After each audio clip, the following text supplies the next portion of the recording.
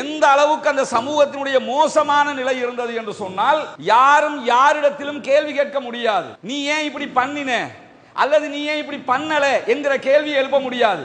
அப்படிப்பட்ட மக்களிடத்தில் போய் ஒரு கொள்கையை சொல்லி அதை விதைச்சு அதிலே சக்சஸ் ஆகிறதுங்கிறது சாதாரணமான ஒரு விஷயமா?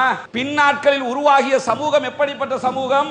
இன்றைக்கு உலகமே வியந்து பார்க்கிற அளவுக்கு இருக்கக்கூடிய ஒரு சமூகம்.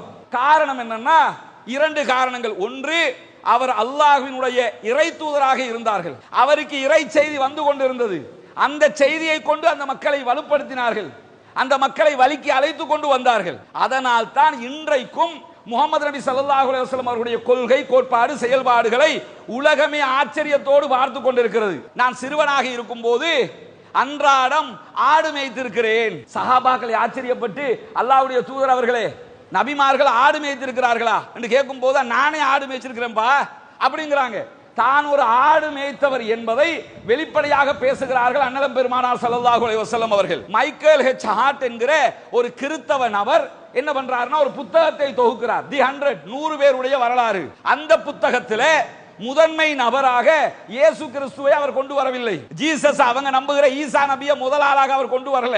முதலாளாக யாரை கொண்டு வந்து சேர்க்கிறார் என்று சொன்னா, முகமது நபி ஸல்லல்லாஹு அலைஹி வஸல்லம் அவர்களை கொண்டு வந்து சேர்க்கிறார். காரணம் என்னன்னா, நான் தேடியதில், நான் படித்ததில், நான் பார்த்ததில் இவரை போன்ற ஒரு புரட்சி செய்தவர் யாரும் இல்லை. இந்த உலகம் அவர்களுக்கும் மறுமை நமக்கும் என்பது உங்களுக்கு தெரியாதா? இதுக்கு போய் எதுக்குப்பா பாடுபடணும்? இருக்கிறத கொண்டு வாழ்ந்துட்டு போயிடுவோம். நான் ஜனாதிபதி தான், அதுக்காக மாட மாளிகைகளுக்கு அப்படி அப்படி கோபுரங்கள் எல்லாம் கட்டிக்கிட்டு தான் இருக்கணுமா? அதெல்லாம் தேவையில்லை. இந்த உலகம் அவர்களுக்கு, மறுமைதான் நமக்கு.